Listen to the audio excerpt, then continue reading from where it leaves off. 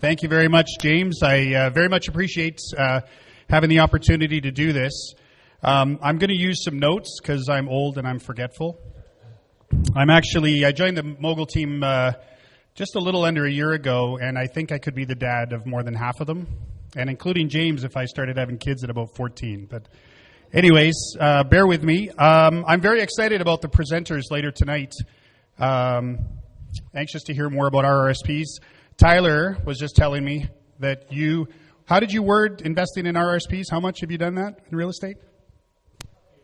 I think he used a swear word for how much he invested in that. So, yes, I've got this presentation. It is on Prezi. My wife actually did this, and it's the only way she would do it. She said, if it's PowerPoint, I'm not doing it.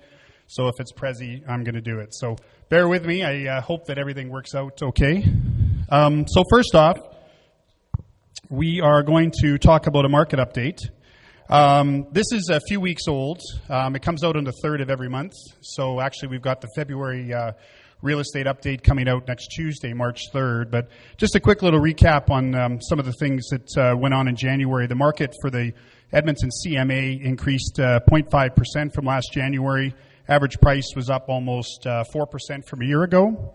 And average days on market has decreased nearly 6% to 79 days from January last year. Now keep in mind there was a 2-week extreme cold snap in January, so not a lot of people were out looking at homes except for the real diehard people that really wanted to buy a house, so that certainly had an effect on the marketplace. So what does all this mean? Well, it shows some signs of a stable market and also some cautious optimism. The market dropped in 2016 and 2017, but for the most part in 2018 and 2019, we saw relatively flat performance in the real estate market. And so the market is showing early indications that the worst is behind us. Now, I did have some conversations in January with some mortgage brokers and also some contractors. Sean, you probably can attest to this, that it was one of the better Januaries in the past couple of years. So that was certainly encouraging, and also some contractors talked to me about the fact that January this year was kind of like early summer for the past couple of years on how busy they've been. Several years ago, I worked in radio advertising, and advertising is first to cut and last to add when it comes to business. So I was talking to some of my former colleagues in the advertising game, and some big ticket items like car dealers and that have been dark the last couple of years, but they've been telling me that some of these big players are actually starting to ramp up their advertising, and we always use that as a big indicator in regards to whether or not they felt that the market was shifting. And so that was certainly some good news. Also, for anybody that gets the City of Edmonton Economic Newsletter, that came out today, and they said that inflation rose 2.7%, measured by the Consumer Price Index. So just a little bit of information for you there. About a week ago, there was an article in the Edmonton Sun by Graham Hicks, and I really enjoyed how he talked about how even though it doesn't feel like it, we're kind of in a Goldilocks economy right now, not too hot, not too cold. So some of the not so good things that are going on. Unemployment is at 7.3%. That's actually down to maritime numbers right now, but it's still certainly not what we're used to. Housing starts are down. New vehicle sales are down. Wages are slow to rise. They've basically gone up about $200 weekly in the past 10 years. For the good, or actually the not so bad, I guess we should say, the job vacancy rate, which is basically an indicator for unfilled positions, is currently at 35,000 in Edmonton, and that is compared to a low of 23,000 in 2016. More people are moving to Alberta. We saw 17,000 people move to Alberta in the last 12 months. More Albertans are working. There's been an increase of 300,000 people working in Alberta over the past 10 years, and the population has grown in the past 10 years by 600,000 people. Also, another little tidbit, the Alberta budget is being released tomorrow. It's being released at 3:15 tomorrow, so that is something to keep an eye on as well. Oil. Not a lot of people like to talk about oil these days, but there actually is some pretty good things happening in oil in the Alberta economy right now. There's currently $30 billion in approved pipeline construction within the province, and another $7 billion in petrochemical construction going on around Fort Saskatchewan. So a lot of people don't necessarily think that things are really going on in Alberta, but quietly they are. And so that's not quite yet where we're ready to do. Oh, yes, we are. The coronavirus. So a worldview before I kind of get on to how we take this. So it's now called COVID-19. I'm sure the people that make Corona beer are pretty happy that it's not called that. Although certainly I had a lot of flu-like symptoms whenever I had too many of these. So it continues to be a world issue. A couple of things that have happened recently. South Korea closed a Samsung plant.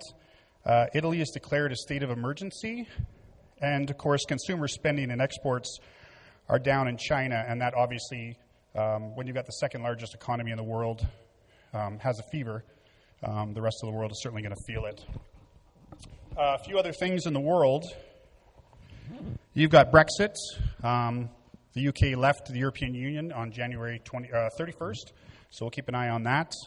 The U.S. election is this year, and also, of course, the railway blockades. So there's a lot of chaos and not nice things going on in the world right now. So what does that ultimately mean to you? It does mean, I'm going to show my nice little confusion slide here. A confused mind always says no. And yet, more people have made money in confused and uncertain markets than at any other time. So a lot of people are going to be sitting on the sidelines waiting for more clear and direct improvement, which when you think about it, never really happens. There's always chaos, there's always confusion, there's always bad things in the market. It's people that are in rooms like this that are getting informed on what's actually happening that are the ones that are ultimately going to do the best. And so that's just something to keep in mind in regards to all the things that are happening right now. Again, I used to be in radio advertising, and there's a saying in media, if it bleeds, it leads. You want to put the negative stories first, and certainly these are great stories to sensationalize that there's a lot of chaos going on in the marketplace. And it's not to say that they're not bad things, but ultimately it's for us to look through all that and look for the opportunities. So we're going to get onto the rental market now. The CMHC says that Edmonton rental vacancies are going to be going down for the next couple of years, and that's certainly good news. Yes, bit of a round of applause there from Tyler. So here's the trending. So in 2018, vacancy in Edmonton was 5.3%. In 2019, it dropped to 4.9%. The 2020 projection is 3.4%, and that is great news. So what does that mean to you? It's an opportunity to start testing rental rates. We definitely went through a bit of a trough. Vacancies were high, rents were low. I know we certainly had a challenge in filling a vacancy in the Strathcona area for a couple of months. But as was predicted in February, the rental market started to pick up. Not only did we fill that vacancy with a strong rent, we also had a couple other rentals that came up. They were happy to sign up again for another year with a little bit of a rental increase. So every neighborhood has a tenant profile, and you want to make sure you're at the upper echelon of that tenant profile. So you want to make sure your properties are looking really good. You want to make sure that you basically are first on their list in regards to when they're out there looking. You want to make sure that it's freshly painted, and any renovations. You don't want to necessarily kind of think, okay, it's good enough. You really want to push, but there's an opportunity there to push rents a little bit because of what's happening in the marketplace with rentals. Okay. The last thing is the mortgage stress test. Some big news came from the Government of Canada that the mortgage stress test is changing. That takes effect on April 6th. And what exactly does it mean? I've got it written here, and I want to make sure that I'm reading exactly as it was presented to me. So the new benchmark rate will be based on the insured 5-year fixed rate mortgages. The new stress test will be the weekly median 5-year fixed insured rate plus 2%. So that's as opposed to the posted rate. So that basically is about a 3% swing And similar to the Goldilocks economy, a lot of people are talking about this being a bit of a Goldilocks situation. So the not so good is that it's an increase in buying power of 3%. Some people are looking at that and saying, well, if someone is trying to buy a $300,000 house, the 3% increases it to $309,000. There's a pretty good chance that that first-time home buyer already could buy that $309,000 house. So it doesn't necessarily mean a lot. The other side of it, the not so bad side, is an increase in buying power of 3%. What it means is psychologically, this is great news for first-time home buyers. It means that they're going to be excited. It means that the government is trying to help out the housing sector. All in all, it's a wonderful opportunity to have some good news in the marketplace. Again, this takes place April 6th. So along with the annual spring ramp-up with listings and buyers, there is the potential for more buyers to be out into the marketplace looking to be buying based on this excitement. It also means that there's an opportunity for sellers to take advantage of this extra increase. If you've got a house that kind of falls in the first-time home buyer category, you've got a better chance of, as things continue to slowly improve, of looking at properties that are going to be close to list, or possibly even a bidding war situation. Okay, so takeaways. I just wanted to carry on a little bit with the stress test. I do talk to people, mortgage brokers, other real estate agents, and talk about how the stress test makes their job more difficult.